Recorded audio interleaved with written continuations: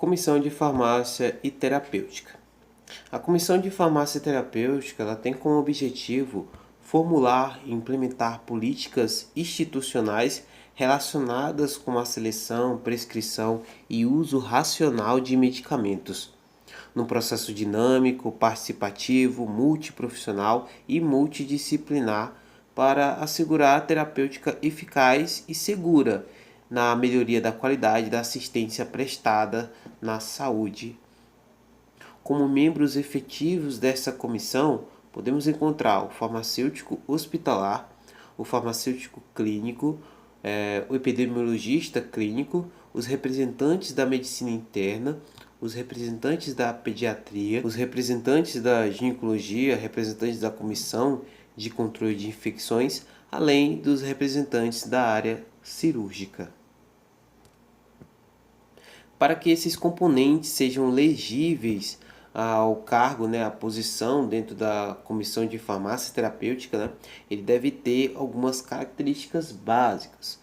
Dentre elas, podemos citar o conhecimento prévio em farmacologia, no caso, pois se trata dentro da comissão na seleção de medicamentos, então esse profissional ele deve ter um conhecimento prévio sobre a farmacologia, sobre os fármacos, sobre os medicamentos. Ele deve ter uma familiaridade com a linguagem e conceitos utilizados dentro da farmácia. Ele deve ter uma produtividade científica dentro da área. Ele deve ter uma representatividade forte profissional, pois dentro da sua área, dentro do seu setor, só vai ser escolhido um representante. Ele deve ter uma disponibilidade, um tempo para o trabalho, pois essa comissão ela tem um tempo razoável, então o profissional que vai entrar dentro dessa comissão ele deve estar preparado, pois vai ficar algumas horas discutindo a seleção desse medicamento, além, é claro, de assinar, completar uma declaração de ausência de conflitos de interesse. Em relação a essa declaração, ele pode estar conseguindo, juntamente com o farmacêutico ou com a coordenação da instituição onde esse candidato trabalha. Em relação ainda ao formulário, a declaração de interesses é um relatório simples, é um formulário simples, onde o profissional ele vai completar com o nome e o cargo dele, além de algumas informações básicas sobre familiares, sobre outros trabalhos que esse funcionário tem em outros lugares, E ao final desse relatório, desse formulário, fica bem fácil a verificação se esse candidato é elegível ou não ao cargo dentro da comissão de farmácia e terapêutica, tá certo? Dentro dos membros, ainda da comissão de farmácia terapêutica, a comissão ela pode solicitar alguns membros esporádicos, alguns membros esporádicos, alguns consultores esporádicos dentro das reuniões, Não precisa efetivamente ser da comissão, por exemplo, como consultores especialistas, em uma determinada área para tentar trabalhar com um medicamento específico, dentro daquela área. Ele pode estar convidando coordenadores e também relatores e organizadores, onde esses serão escolhidos, dentre os membros efetivos da instituição.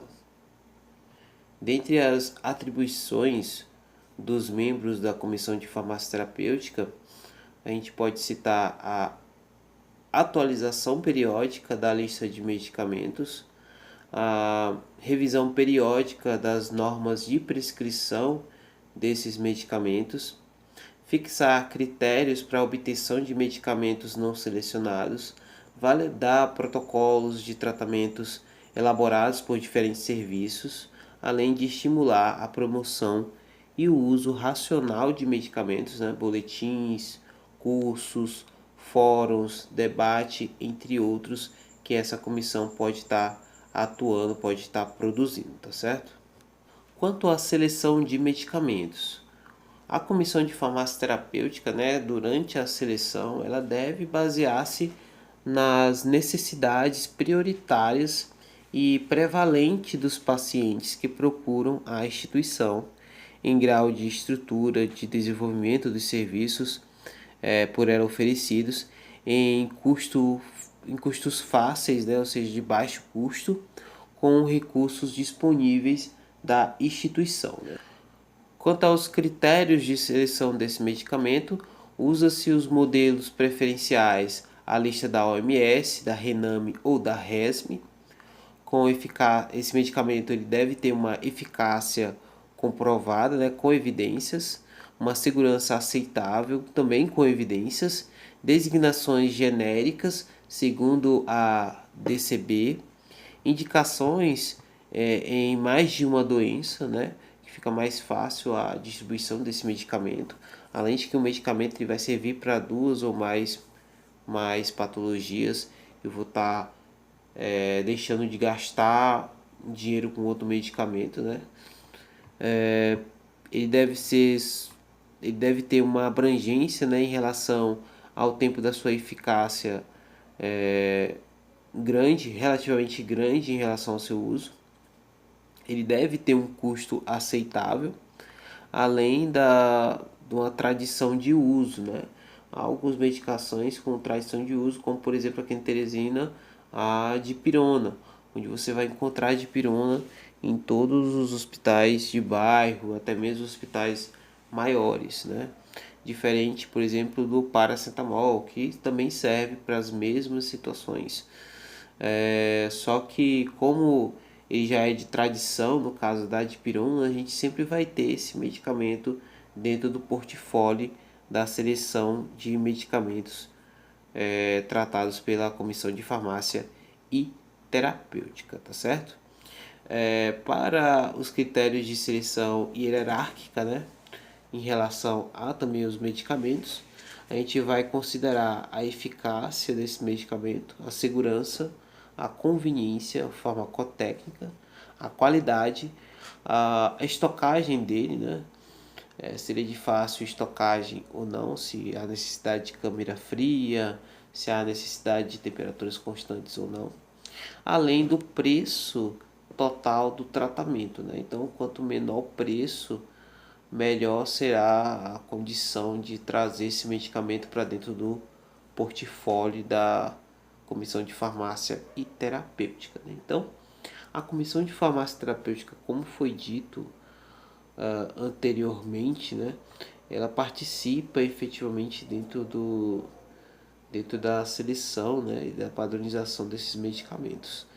Há também dentro dessa comissão, né, os critérios de restrição de fármacos, certo? Então, os fármacos com potencial ou grave risco, né, de possíveis reações adversas serão excluídos da lista. Fármacos só utilizados em situações definidas também serão retirados ou deixarão em stand-by, né? Se caso necessário for, né? Numa situação mais complexa, ele pode ser pedido ou não. Fármacos usados em programas específicos também eles podem ter critérios de restrição de uso. Fármacos indutores de resistência microbiana, fármacos de elevado custo, né? Reservados para indicação em que, constitui um tratamento de primeira escolha, fármacos psicotrópicos sujeitos a controle especial, medicamentos com eficácia e efetividade similar para evitar duplicatas, fármacos de descobertas recentes ou até mesmo insuficientes, fármacos com benefícios desconhecidos, ou até mesmo com desfecho clínico que não é confiável. Então são alguns critérios de restrições que pode haver para restringir, né, a entrada de certos medicamentos dentro dessa lista. E, claro, logo após a seleção desse medicamento, né, também deve haver a justificativa pela comissão de farmácia terapêutica da inclusão dos novos medicamentos ou da lista efetivamente de medicamentos, onde essa lista ela vai ter as justificativas por escritos das inclusões dos novos medicamentos e também dos medicamentos que já existiam, né, com os fundamentos e referências impressas dentro dessa lista, a realização de formulários terapêuticos dos medicamentos selecionados, a realização de protocolos que utilizem os medicamentos relacionados, a avaliação da implementação da lista e a adesão dos prescritores a ela, e os estudos de utilização desses medicamentos no âmbito da instituição, ou seja, o diagnóstico da situação e correção da própria trajetória desse medicamento dentro da instituição, certo?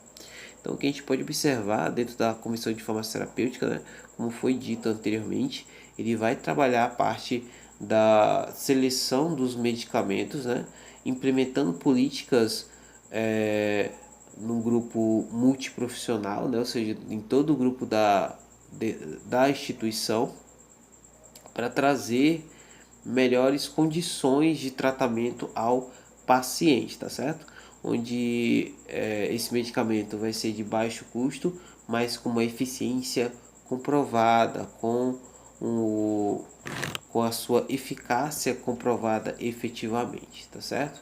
Então, gente, essa foi a nossa aula de hoje, né?